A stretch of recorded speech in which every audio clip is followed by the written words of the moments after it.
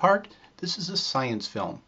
In part, this is a proposal from me to you for dramatically changing the world. Mostly, this is all extremely interesting. It explains truly life-changing breakthroughs in physics, and a special topic that deals with water, droughts, famine, and the planet's environment. Altogether, this film covers three main topics: the solution to the question, what is time? The Grand Unification of Physics, and the solution to fusion energy.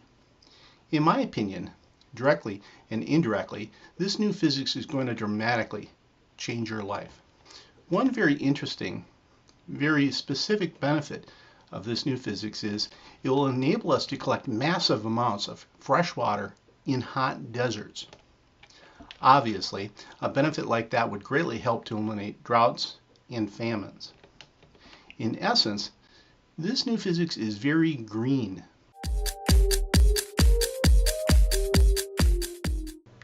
The key difference between a machine like this and your typical home dehumidifier is its sheer size. In comparison, they are huge. This is a solid design. There's no doubt they will work. The question is, will they be economical? As I've mentioned, my idea is to initially fund and power these devices using fusion energy.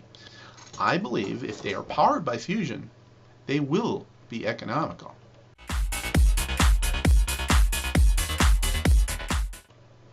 Most people have heard of desalination plants.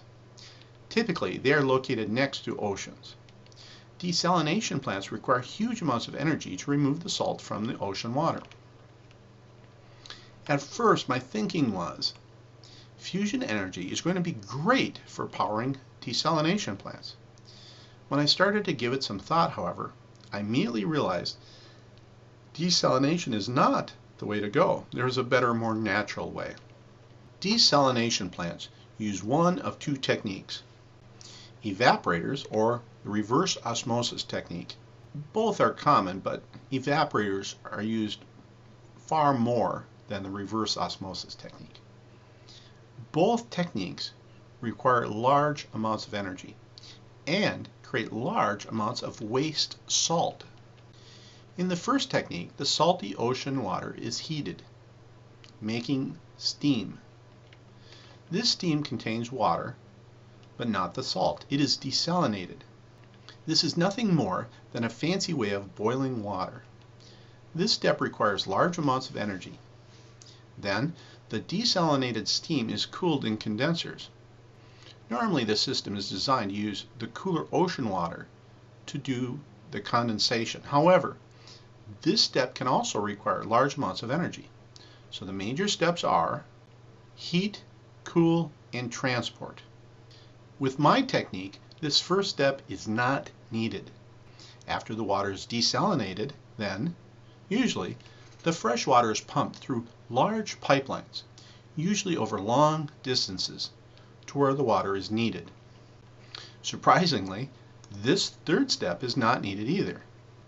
Only the second step, the cooling step, is essential. Also, keep this important detail in mind. Desalinating salt from ocean water can be very corrosive on the internal parts of the desalination plant. Battling corrosion adds significant cost.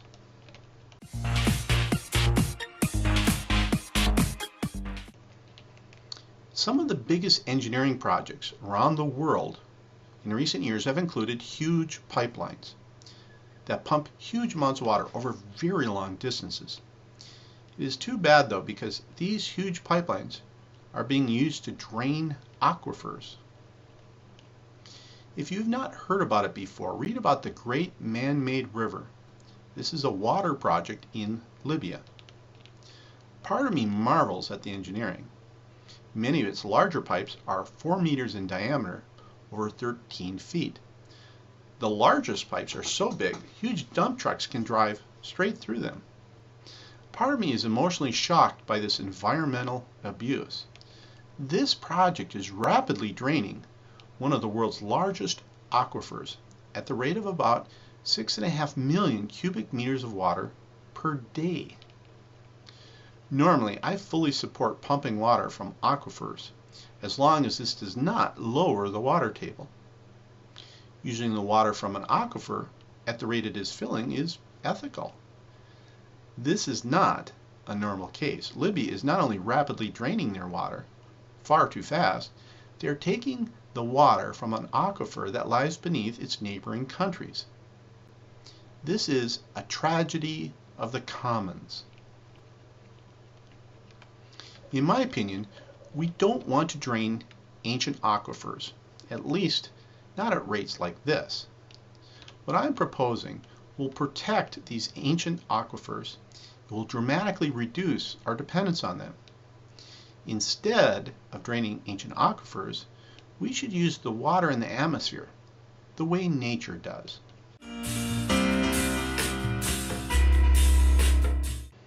After desalination, a problem remains.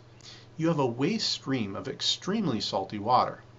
That brine must be put somewhere. Typically, it is put back into the ocean. However, this can damage the local ocean environment by raising the salinity of the coastal water to toxic levels. In essence, desalination has a lot of drawbacks. So to recap, think of desalination as having three major steps: evaporation, which requires a lot of heat, which is not needed; condensation, which is required; and transportation, which requires very long pipelines, which is also not needed. With my new machines, two of these major steps are not needed. Of these three major steps, these new machines only perform one step, condensation, and take advantage of geothermal cooling to significantly help reduce the cooling cost. Here's a simple way to understand why this is better than desalination. These devices don't need to be built next to an ocean. They are built where the water is needed. Instead of building desalination plants and long pipelines, short pipelines are used instead. And these short pipes eliminate the need for the desalination plants.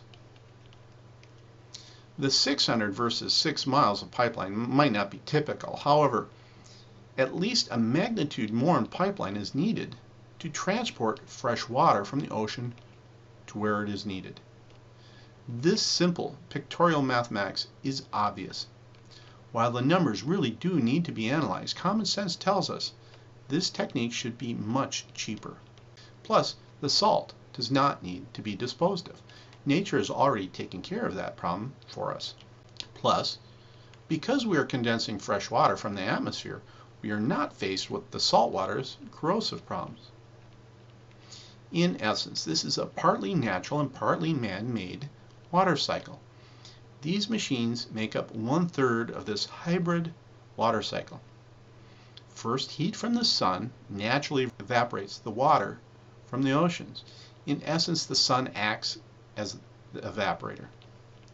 Second, the wind in the atmosphere naturally transports the humid air. In essence, the atmosphere acts as the pipeline.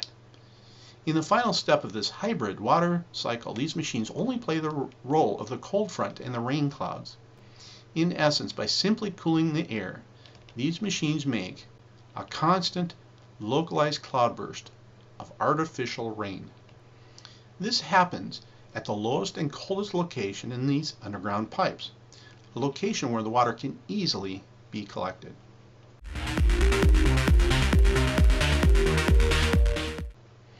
I did some modeling to try to get an idea for how these machines will perform. On the one hand, these machines don't even come close to Mother Nature. As you might imagine, just one heavy downpour can completely outperform these machines. However, that is not the point. In a hot desert, it is far more important to have a significant, consistent stream of water. Water that you can count on to keep people, animals, and plants alive. Water that even keeps the insects, the worms, and the microorganisms that live in the topsoil alive and healthy.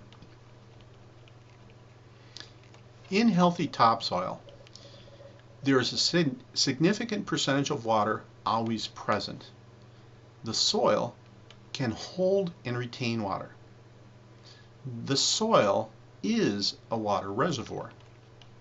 If I had a cubic meter of Sahara Desert sand in front of me, if I had a cubic meter of black topsoil from some United States farm in front of me, if I soaked them both with water, if I waited for 1 day, if I then weighed them, that black healthy US topsoil would still be wet and heavy. It holds water like a sponge. Healthy topsoil is a water reservoir. As far as the sand goes, most of its water would have drained through it. In a hot desert, consistent water is far more important than getting inconsistent downpours that simply drain through or run off the desert sands. In hot, arid desert regions, a significant consistent water supply is far more important than the volume of water nature might suddenly dump on you one day. When a downpour dumps rain on an area of dry, arid desert, almost all of the water is wasted. Instead, if careful desert irrigation techniques are being used to maintain the soil and plant life, then, if and when any rain falls, the rain can be utilized to its fullest. Instead of draining through the desert sands, the fertile soil soaks up the rain like a sponge and stores it. In healthy topsoil, the amount of water that can be stored is tremendous. Instead of running off or running through the desert sands, healthy topsoil and plants dramatically reduce runoff and prevent erosion. Instead of just starting the dormant plants and seeds growing, the rain falls on healthy plants that are already growing. In a hot, arid desert, any rain is great. Rain falling on healthy soil and plants is better. So keep that in mind. We don't need to match the rainfall in a thunderstorm. One model indicated one pipe could collect 11,000 gallons of water per day. That is over 4 million gallons of water per year.